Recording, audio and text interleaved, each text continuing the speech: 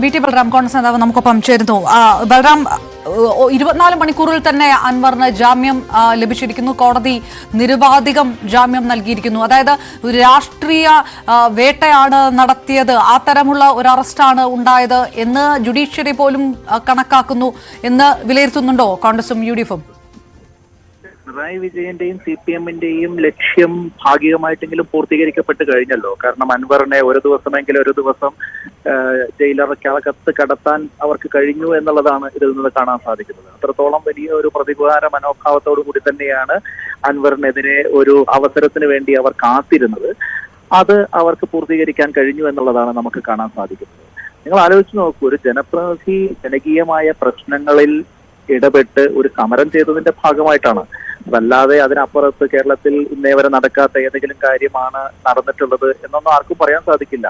ഇവിടെ നിരവധിയായിട്ടുള്ള സമരങ്ങളിൽ ഇതിനേക്കാൾ വലിയ അക്രമ സംഭവങ്ങൾ ഉണ്ടായിട്ടുണ്ട്. കേരളത്തിന്റെ നിയമസഭ പോലും പരസ്യമായി തല്ലി തകർത്ത ആളുകൾ ഇപ്പൊ മന്ത്രി കസേരകളിൽ ഇരിക്കുകയാണ്. അപ്പോ അങ്ങനെയുള്ള ഈ കേരളത്തിലാണ് ഇങ്ങനെ ഒരു ജനപ്രതിനിധിയെ രാഷ്ട്രീയമായ വിരോധം അയാൾക്കെതിരെ ഉണ്ട്, അയാൾ സർക്കാരിന്റെ ഒരു വിമർശകനായി ഇപ്പൊ സമീപകാലത്ത് മാറിയിട്ടുണ്ട് എന്നതിന്റെ പേരിൽ ഇങ്ങനെ വേട്ടയാടുന്നത് എന്നുള്ളത് തന്നെയാണ് നമുക്ക് കാണാൻ സാധിക്കുന്നത്. അപ്പോ അങ്ങനെ അറസ്റ്റ് ചെയ്യേണ്ട ഒരു സാഹചര്യം ഉണ്ടായിരുന്നോ എന്നുള്ളതാണ് ഇപ്പോൾ കോടതി ജാമ്യം അനുവദിച്ചതിലൂടെ നമുക്ക് ചിന്തിക്കാൻ കഴിയേണ്ടുന്ന കാര്യം. കാരണം ഇന്നലെ രാത്രി അത്രയും ഘോഷമൊക്കെ ഉണ്ടാക്കി ആളെയൊക്കെ കുട്ടി വീട്ടിൽ ഭീകരാന്തരീക്ഷം സൃഷ്ടിച്ച് അറസ്റ്റ് ചെയ്ത് കൊണ്ടുപോവേണ്ട ഒരു കാര്യം ഉണ്ടായിരുന്നില്ല. ഇന്ന് പകല് അറസ്റ്റ് ചെയ്ത് നേരെ മജിസ്ട്രേറ്റിന് മുമ്പിലോ അല്ലെങ്കിൽ കോടതിയിലോ ഹാജരാക്കിയാൽ ഇന്ന് തന്നെ ജാമ്യത്തിൽ ഇറങ്ങാൻ കഴിയുന്ന അവസ്ഥയുണ്ടാകുമായിരുന്നു. അപ്പൊ അത് ചെയ്യാതെ ഇന്നലെ രാത്രി തന്നെ അത് ചെയ്തത് ഈ പറഞ്ഞ രീതിയിൽ ഒരു രാഷ്ട്രീയമായി വേട്ടയാടുന്നതിന്റെ ഭാഗമായിട്ടാണ്. അൻവറിന്റെ വായടപ്പിക്കാൻ വേണ്ടിയിട്ടുള്ള ഒരു ശ്രമമാണ് അത്. അൻവർ എന്ന് പറയുന്ന ഒരു വ്യക്തിക്കെതിരായിട്ടുള്ള ഒരു കടന്നുകയറ്റമായിട്ടല്ല നമ്മൾ കാണുന്നത്. അതിനപ്പുറത്ത് ജനാധിപത്യത്തിൽ ഒരു പൗരന് നേരെയുള്ള ഒരു ഭരണകൂടത്തിന്റെ അമിതാധികാര പ്രവണതയുടെ പ്രകടനമായിട്ടാണ് നമുക്ക് കാണാൻ സാധിക്കുക. അതിനെതിരെ ജനാധിപത്യ പക്ഷത്ത് നിന്ന് വിമർശനങ്ങൾ സ്വാഭാവികമായി തന്നെ ഉയരേണ്ടതായിട്ടുണ്ട്. ജനകീയ പ്രശ്നങ്ങൾ ഉയർത്തിപ്പിടിച്ചുകൊണ്ട് അൻവർ നടത്തുന്ന പ്രവർത്തനങ്ങൾക്ക് ഞങ്ങളുടെ ഭാഗത്ത് നിന്ന് പൂർണ്ണമായിട്ടുള്ള പിന്തുണയുണ്ടാവും. ബൽറാം, ഈ ജനകീയ പക്ഷത്തു നിന്ന് അല്ലെങ്കിൽ ജനാധിപത്യ പക്ഷത്തു നിന്നുള്ള പിന്തുണ മാത്രമാണോ കോൺഗ്രസും ലീഗും അല്ലെങ്കിൽ UDF അൻവറിന് കൊടുക്കുന്നത്? ഇതിലൊരു രാഷ്ട്രീയ വിഷയം കൂടി ഉള്ളത് കൊണ്ട് CPM-ഉമായിട്ട് ആ ഒരു രാഷ്ട്രീയ പോരാട്ടം കൂടിയാണല്ലോ അൻവർ നടത്തുന്നത്. അങ്ങനെ ഒരു രാഷ്ട്രീയ പക്ഷത്തു നിന്നുള്ള ഒരു പിന്തുണ കൊടുക്കാൻ UDF ഉദ്ദേശിക്കുന്നുണ്ടോ? അൻവർ പുതിയ കാര്യങ്ങളൊന്നും രാഷ്ട്രീയ പക്ഷത്ത് നിന്ന് ഇപ്പോഴും പറഞ്ഞിട്ടില്ല. അൻവർ ഉന്നയിച്ച വിമർശനങ്ങളൊക്കെ ഞങ്ങൾ എത്രയോ കാലങ്ങളായിട്ട് പിണറായി വിജയൻ സർക്കാരിനെതിരെ ഉയർത്തുന്ന വിമർശനങ്ങളാണ്. കേരളത്തിലെ CPM-ഉം BJP-യും തമ്മിൽ വലിയ രീതിയിലുള്ള ഒരു ധാരണയിലേക്കും പരസ്പരം ഇഴുകിച്ചേർന്നുള്ള പ്രവർത്തനത്തിലേക്കും പോയിക്കൊണ്ടിരിക്കുകയാണ് എന്നുള്ളത് കഴിഞ്ഞ 4 വർഷമായിട്ട് ഞങ്ങൾ ഉയർത്തുന്ന ശക്തമായിട്ടുള്ള വിമർശനമാണ്. അത് പോലീസിലടക്കം ദൃശ്യമായി വരുന്നതിന്റെ നിരവധി ഉദാഹരണങ്ങളും ഞങ്ങൾ ചൂണ്ടിക്കാണിച്ചിരുന്നു. അപ്പോൾ ആ തരം കാര്യങ്ങളൊക്കെ ഞങ്ങളുടെ വിമർശനം ഭരണപക്ഷത്ത് നിന്നിരുന്ന ഒരു MLA കൂടി പങ്കുവയ്ക്കുന്നു എന്നുള്ളതാണ് അൻവറിന്റെ കാര്യത്തിൽ ഞങ്ങൾ നോക്കിക്കാണുന്നത്.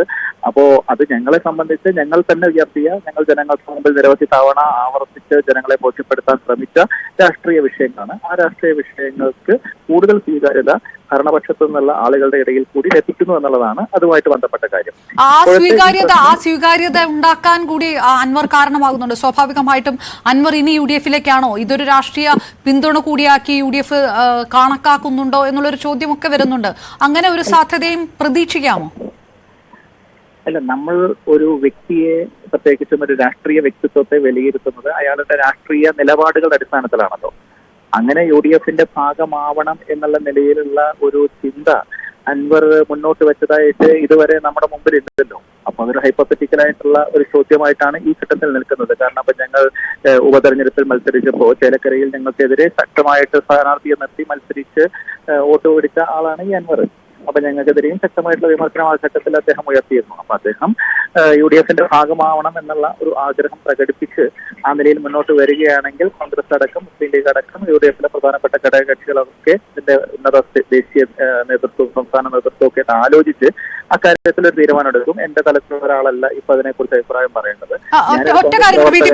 നിയമസഭയിലെത്തുമ്പോൾ സ്വാഭാവികമായിട്ടും ഈ വിഷയത്തിൽ ഒരു രാഷ്ട്രീയ വേട്ട തനിക്കെതിരെ നടന്നു. ഒരു ജനപ്രതിനിധിയെ വീട് കയറി സംഭവ ദിവസം തന്നെ പോലീസ് അറസ്റ്റ് ചെയ്യുന്ന ഒരു വിഷയത്തിനെതിരെ പ്രതിഷേധിക്കുമ്പോൾ, അത് അൻവർ പ്രതിഷേധിക്കുമ്പോൾ UDF-ന്റെ ഭാഗത്തുനിന്ന് ഒരു പ്രതിഷേധം സഭയ്ക്കകത്തുണ്ടാകുമോ? അൻവറിന്റെ വിഷയത്തിൽ പ്രതിപക്ഷ നേതാവ് VD സതീശൻ അടക്കം കൃത്യമായിട്ട് അഭിപ്രായം പറഞ്ഞിട്ടുണ്ട്. ശ്രീ പി കെ കുഞ്ഞാലിക്കുട്ടി സാഹിബ് അടക്കമുള്ള UDFന്റെ പ്രധാനപ്പെട്ട നേതാക്കന്മാരൊക്കെ അക്കാര്യത്തിൽ അഭിപ്രായം പറഞ്ഞിട്ടുണ്ട്. അൻവറിനെതിരെ ഇപ്പൊ നടക്കുന്ന ഈ പറഞ്ഞ പോലീസ് നടപടികൾ അതൊരു രാഷ്ട്രീയ വേട്ടയാടലിന്റെ സ്വഭാവത്തിലുള്ളതാണ്. അത് അൻവറിനെതിരെ മാത്രമല്ല, ഈ നാട്ടിലെ ഏതൊരു പൗരനെതിരെ ഉണ്ടായാലും അതിനെതിരെ ശക്തമായിട്ട് പ്രതിപക്ഷത്തിന്റെ ഭാഗത്ത് നിന്നുള്ള പ്രതിഷേധമുണ്ടാവും. വളരെ നന്ദി. കോൺഗ്രസ് നേതാവ് VT ബൽറാമാണ് പ്രതികരിച്ചത്.